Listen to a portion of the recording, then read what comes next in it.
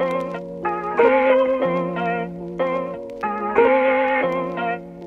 what's up? This is Dr. Lee. In today's video, we're going to be talking about your body as your three-dimensional vehicle of experiencing life.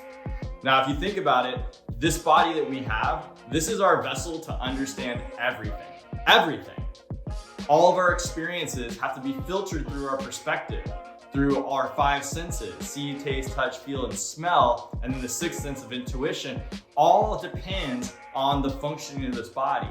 So if your body isn't in top shape or things are off, then it's going to color the perspective on which you view the world.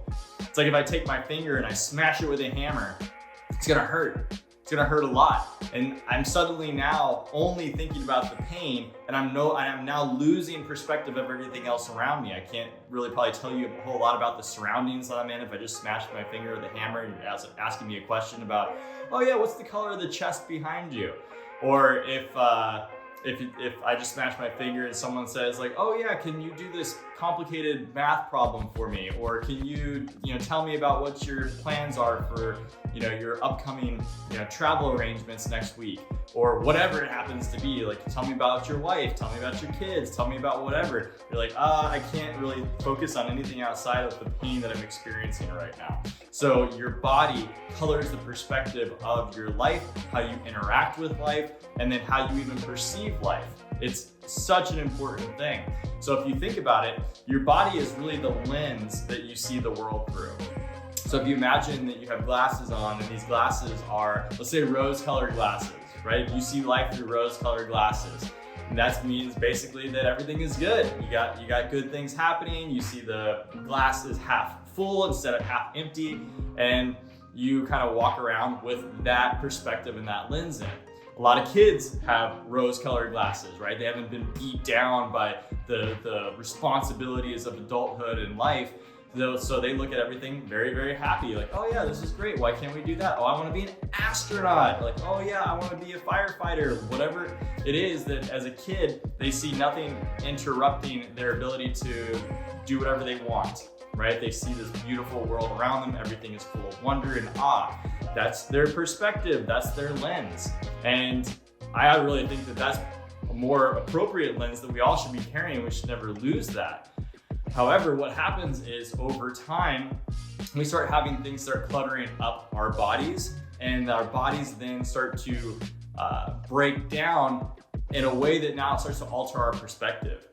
So if you are coming around, and so instead of these rose-colored glasses, you have glasses that are covered in mud. You can see out just a little bit, but it's all smearing stuff. Well, you're now gonna have to make all of your decisions and based on what it is that you're seeing coming through life. And if those decisions are clouded and muddy, well, you're gonna do the best that you can. And it just makes sense that you're gonna go through and you're gonna say, well, I can't really see what's happening over there because it's a little bit distorted. So I can see kind of in this area. And so because of that, I'm gonna make all my decisions based off of maybe 20% of my typical field of vision. So 80% of other things I'm not gonna be able to see, so I can't really make a good, accurate decision on it, so I can only go based off of what I can see there. So if you think about this as a car, bringing this analogy back to your car, your body being a three-dimensional vehicle or a car, well, what happens if your windshield is all cracked up? Right, it's gonna make for a more challenging driving situation. You may not want to drive at night because you're like, yeah, my windshield is kind of janky, it doesn't work too good.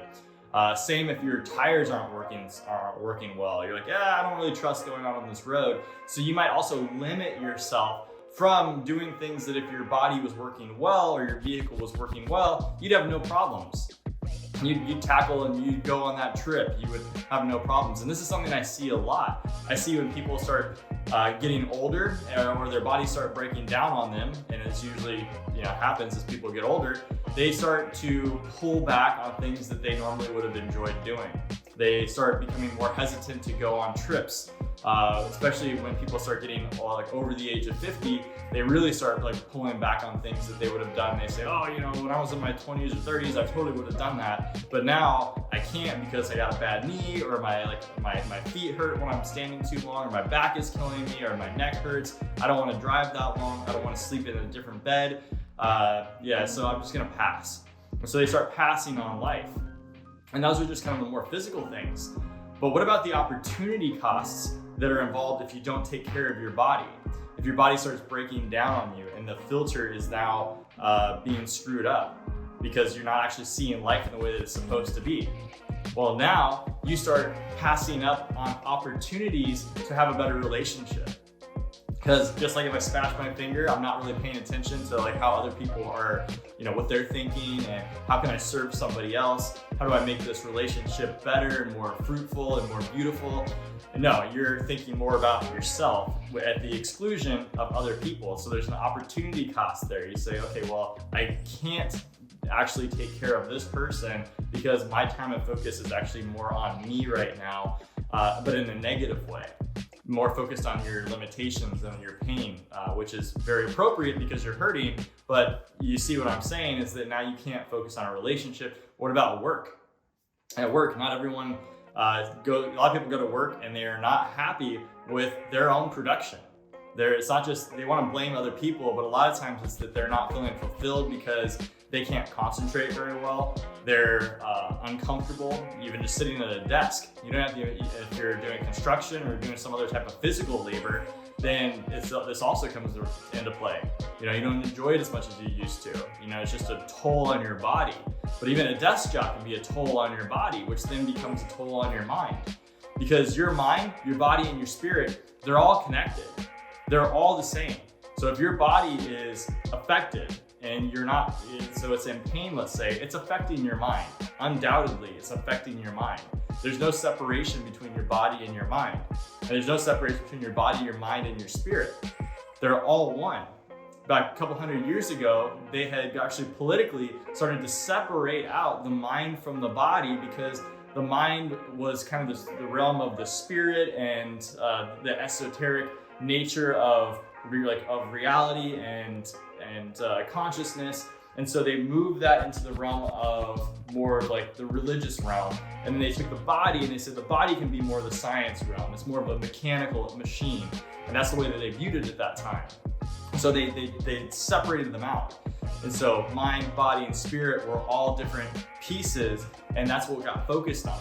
And that actually started to reduce down our understanding of the interconnectedness of everything, because it's very clear if you stop and think about your own experiences that your mind will affect your body will affect your mind. Let me give you an example. Your mind can affect your body. Right now, if I told you that, oh my gosh, you're late for work and or you get a call from your boss and they say, hey, you're fired. What happens inside of your body? You're gonna get possibly sick to your stomach. Some of you might be relieved, but you're gonna have a physiological response, meaning your body is gonna have a response. Some people might throw up. Some people might get angry and furious and their whole body gets full of tension. Other people might be depressed and just totally, there's many different ways that you can experience something like that. So your mind will absolutely affect your body. What about your body affecting your mind? Well, I've already given you that example. If you smash your finger with a hammer, it's going to affect your mind. You're not going to be able to be happy. You're not going to be able to be joyful. Your focus is 100% on your body. Likewise, whenever you're sick, right? If you're sick, then your whole body is aching. You're not really good for anything, right? And you feel depressed. People that have pain often, for chronic pain, that's been with them for a long period of time, what's the most common psychological condition to go with that? Depression and anxiety. No surprise there, right? You are hurting, you can't function, you can't do things in society, and so it's affecting your mind simultaneously. And there's pathways that they've traced out to show how the pain pathways start to affect the hippocampus in the brain, which is also associated with emotion. And so there's reasons physically on why those pain signals are doing that, but that's just a way to explain what's very intuitive for all of us to understand, that if you're hurting all the time, you're not going to be able to be happier. You're going to be depressed. That's a normal state of seeing your body not functioning the way that it's supposed to.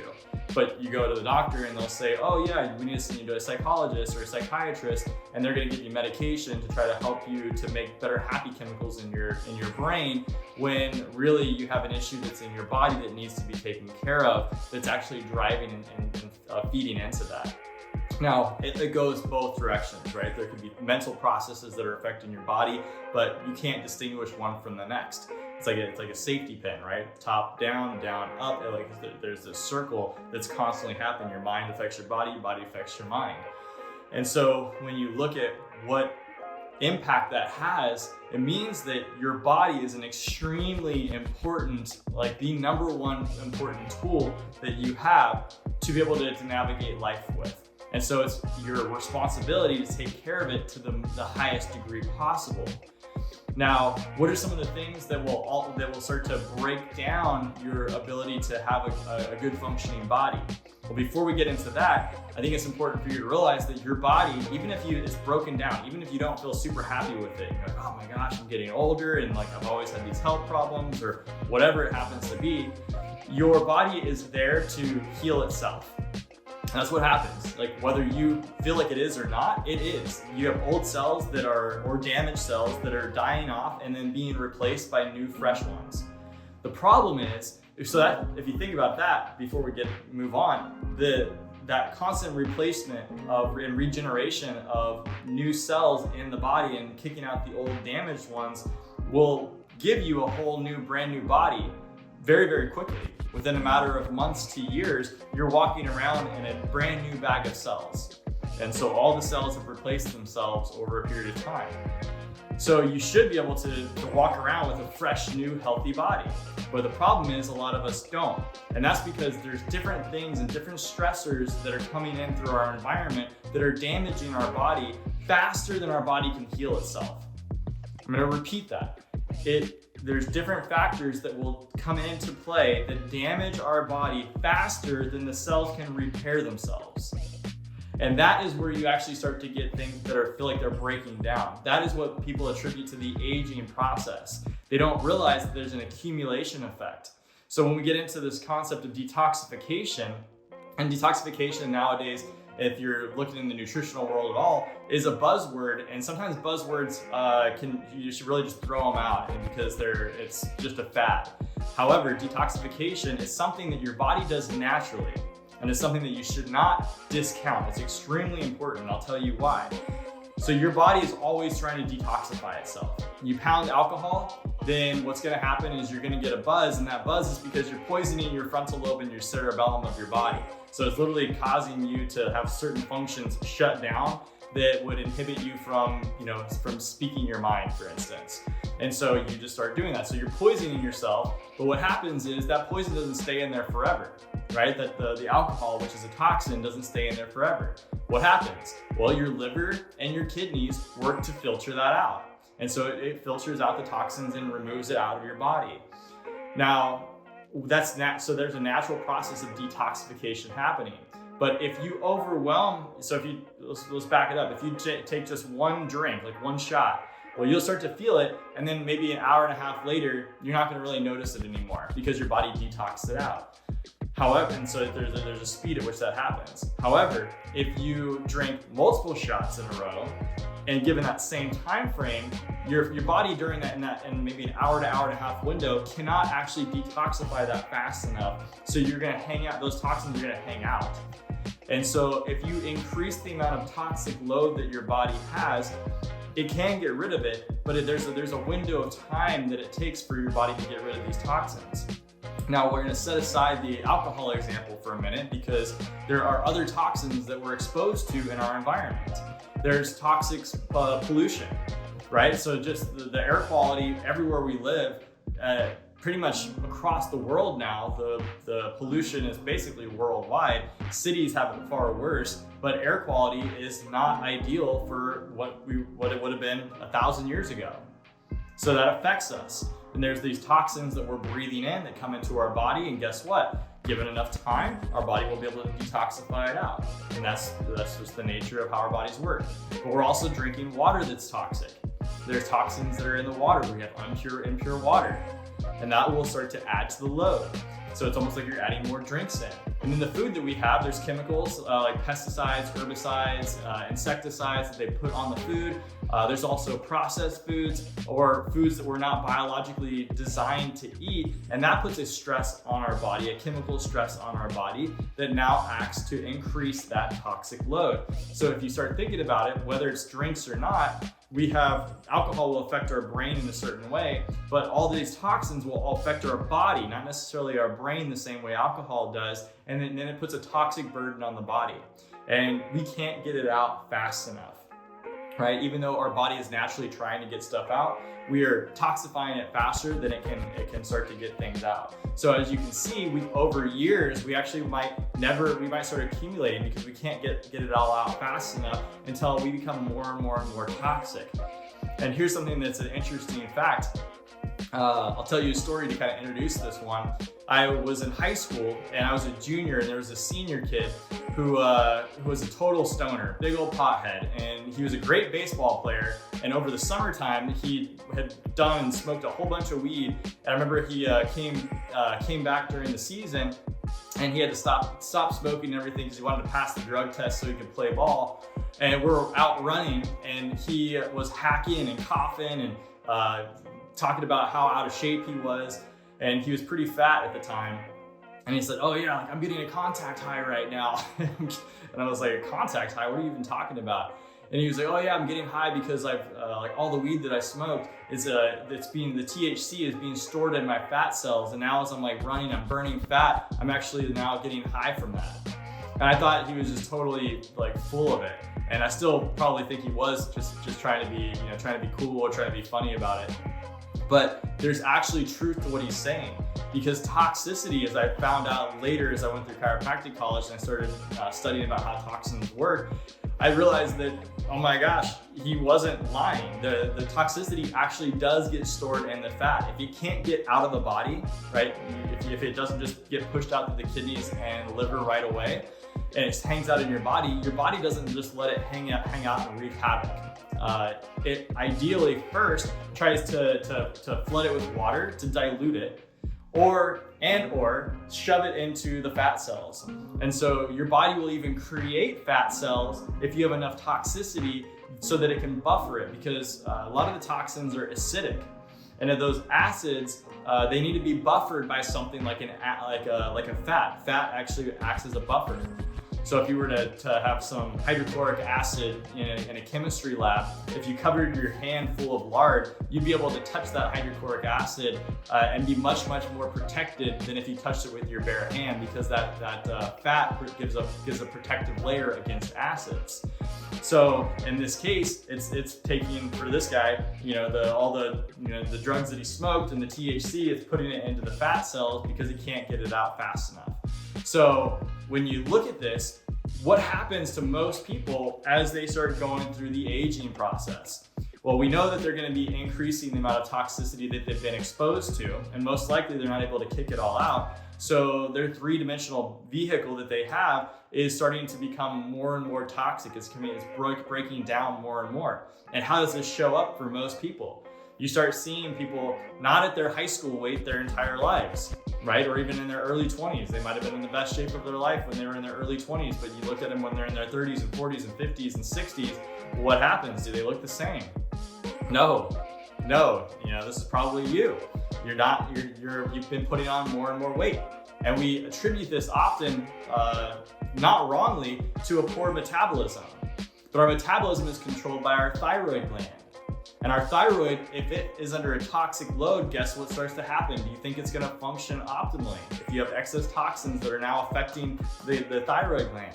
No, so it can make it more sluggish. It puts a burden on the thyroid gland. And so you can start to see how now that slows your metabolism down. But on top of that, let's say your thyroid's intact. What's happening is your body is saying, we got extra toxins and we're actually going to increase the amount of fat that you're holding on your body in order to be able to tolerate all this extra toxicity that you have. So your body usually has more fat tissue than it used to, and it's out of necessity to protect you. Because a lot of people, they go through diets and whatnot and say, man, why can't I stick this out? Like, what's going on? Why is my body? I don't think I'm eating that much more calories than I did, 10 years ago, maybe even less calories than I did 10 years ago.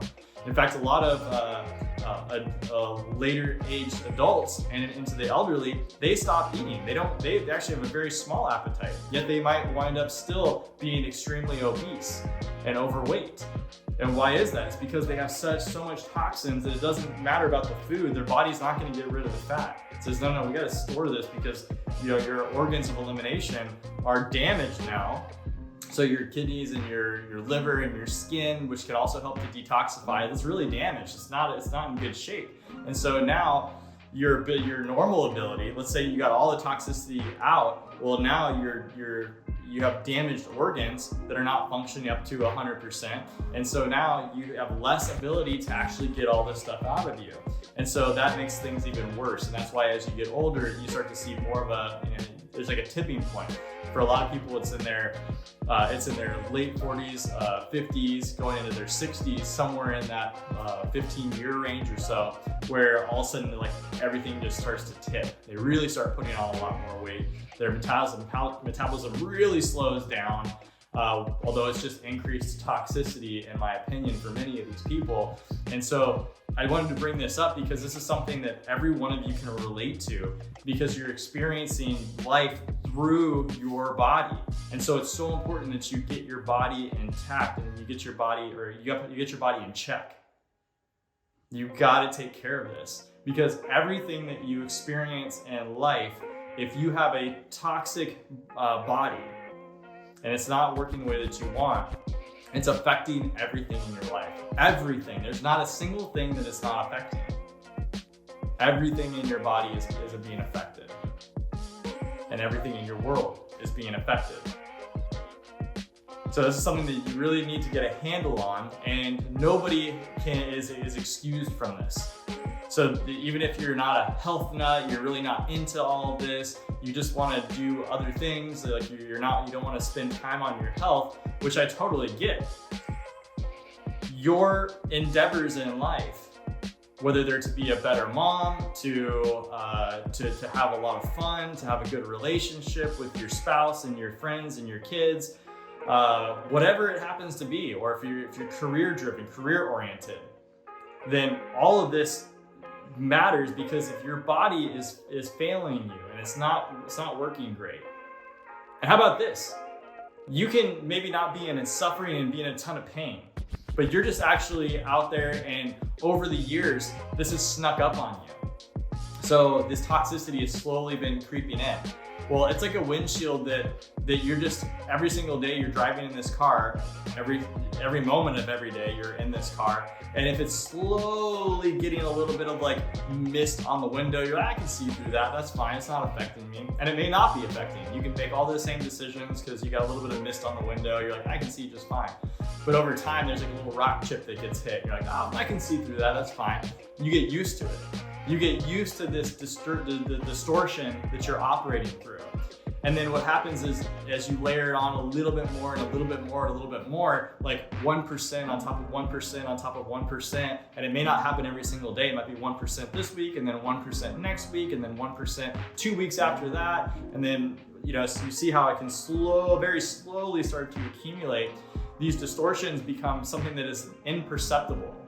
You can't even recognize that it's there. So you think everything is good. No, I'm fine. But if someone were to replace your windshield, you'd be like, oh my goodness. A lot of people experience this if they get glasses, right? Their vision, they're like, yeah, I think it's a little harder for me to read things that are far away, or like, like having to, maybe if you have bad near vision, you're like, it's like a little bit harder. I have to kind of push the book further away from me in order to read. Like, when did that start happening?